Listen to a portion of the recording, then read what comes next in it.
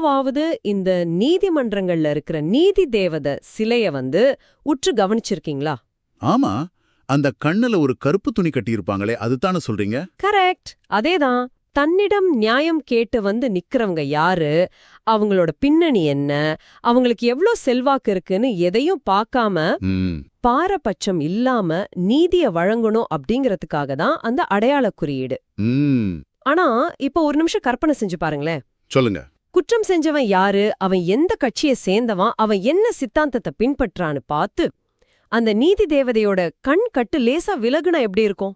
ஓ, அது ரொம்ப பெரிய முரண்பாடாச்சே. கேட்கறதுக்கே கொஞ்சம் அதிர்ச்சியா இருக்கு. ஆமாங்க, இந்த ஒரு ஆழமான விவாதத்துக்கு தான் இன்னைக்கு உங்களை நாங்க வரவேற்கிறோம்.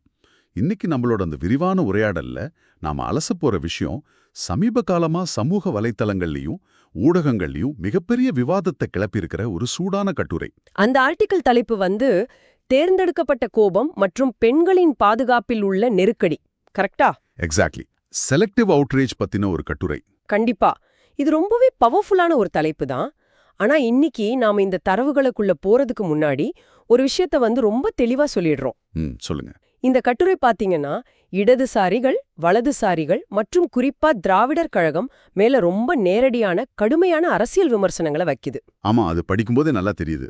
அதான், நாம இங்க எந்த ஒரு அரசியல் நிலைப்பாட்டையோ அல்லது கட்டுரையாளரோட தனிப்பட்ட கருத்துக்களையோ ஆதரிக்கவோ சரியென்று சொல்லவோ வரல. கண்டிப்பா இல்ல. அவரோட வாதத்தோட மையப்புள்ளி என்ன, கோபம் அப்படிங்கிறது எப்படி ஒரு நிபந்தனைக்கு உட்பட்டதா மாறுது அப்படிங்கிறத மட்டும் எடுத்து எந்த சார்பும் இல்லாம உங்களுக்கு டீகோட் பண்ண போறோம். இத படிச்சுட்டு என்ன முடிவிட்டு வரணும் அப்படிங்கிறத கேட்டுக்கிட்டு இருக்க உங்ககிட்டயே விட்டுடலாம். அது ரொம்ப முக்கியம். ஏன்னா இந்த கட்டுரை எழுப்புற அடிப்படை கேள்வி ரொம்பவே ஸ்ட்ராங் ஆனது. அதாவது ஒரு சமூகமா நம்ம பெண்களுக்கு எதிரா நடக்கிற பாலியல் வன்கொடுமைகளை கண்டிக்கும் போது நம்மோட கோபம் எல்லாருக்கும் ஒரே மாதிரி சமமா இருக்கா? ஒரு நல்ல கேள்வி. இல்ல அந்த தப்பு செஞ்சவன் நம்ம ஆளா இல்ல எதிர்முகமா, அவனோட சாதி என்ன, மதம் என்னன்னு பார்த்து அந்த கோபத்தோட அளவுகோல் மாறுதா?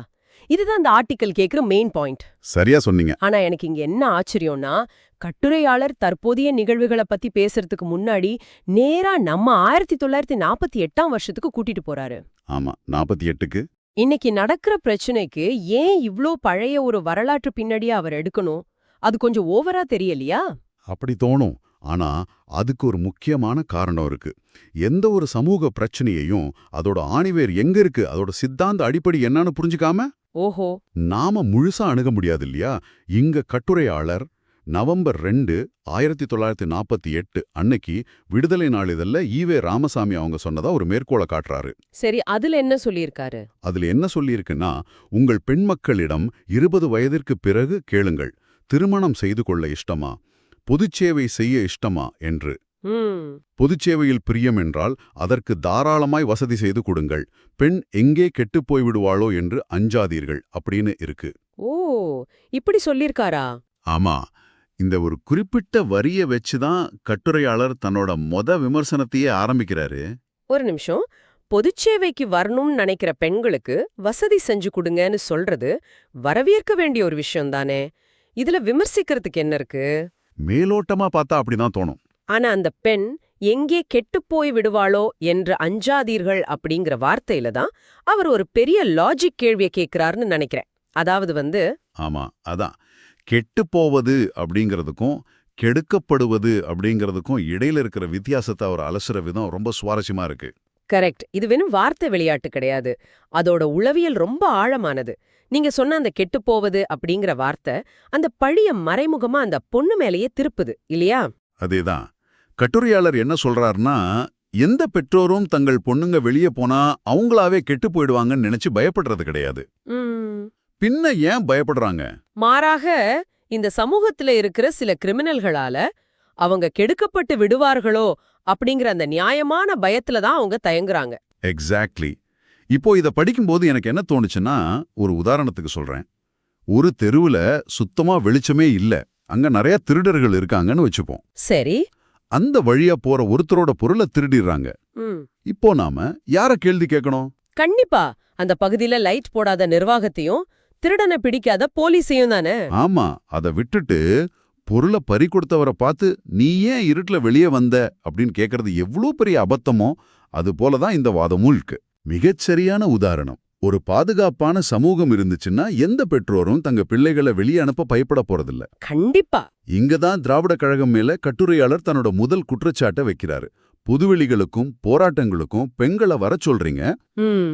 ஆனா அப்படி வர்ற பெண்களுக்கு ஒரு ஆபத்து, ஒரு அநீதி நடந்தா அதை செய்தவன் எவனா இருந்தாலும் நாங்க கடுமையா தண்டிப்போம் அப்படிங்கிற அந்த உத்தரவாதத்தையே, அந்த பாதுகாப்பை நீங்க ஏன் உறுதி செய்ய தவறிட்டீங்க அப்படிங்கறதான் அவரோட கேள்வி. ஓ, இப்போ புரியுது.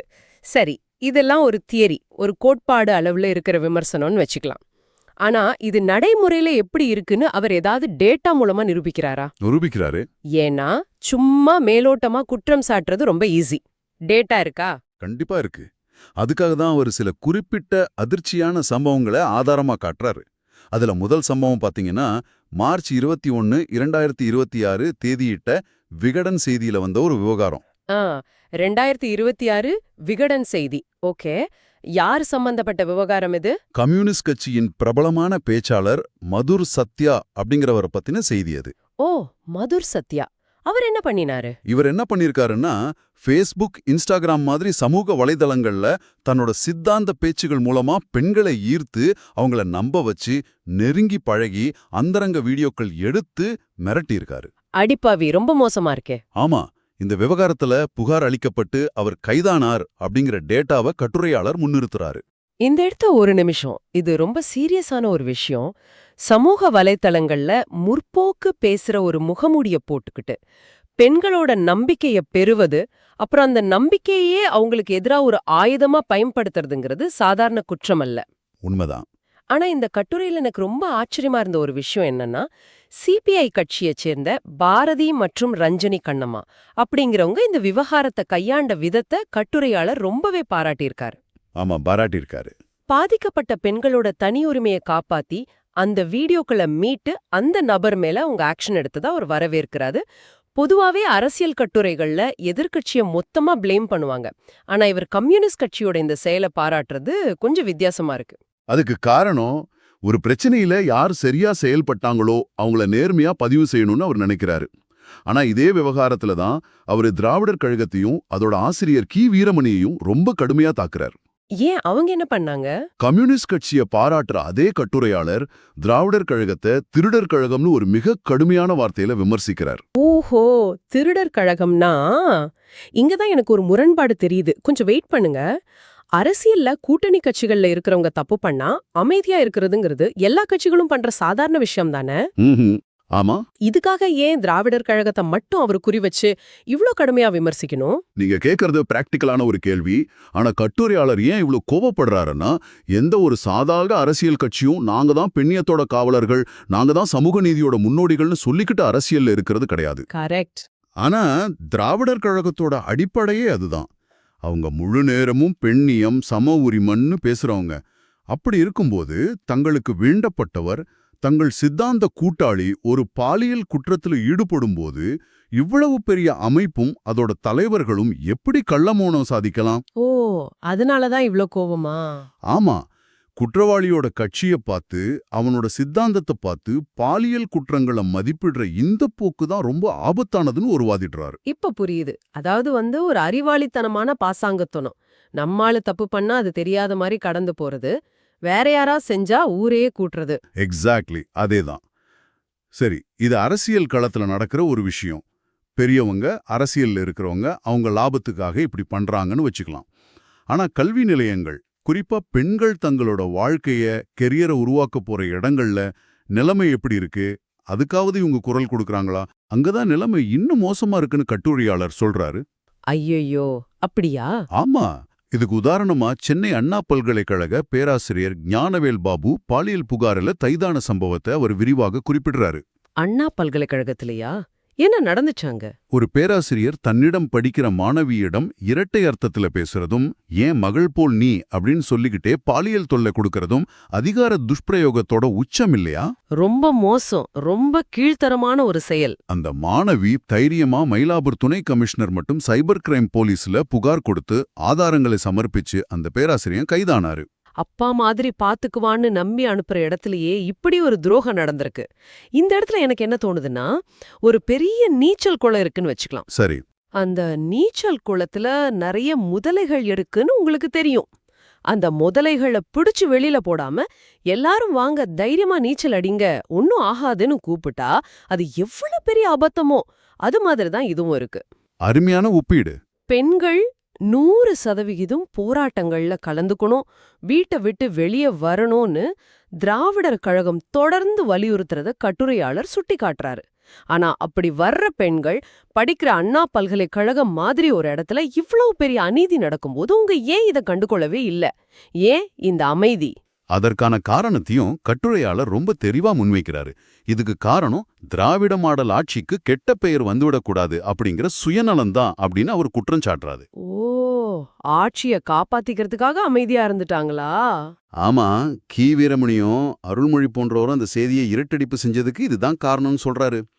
தங்களுக்கு சாதகமான ஒரு அரசாங்கம் இருக்கும்போது அங்க நடக்கிற குறைகளை சுட்டிக்காட்டுனா அது அவங்களுக்கே திருப்பி அடிக்கும்னு நினைக்கிறாங்க. இந்த இடத்துல கட்டுரையாளர் ரொம்ப ஆழமான ஒரு பார்வையை வைக்கிறாரு.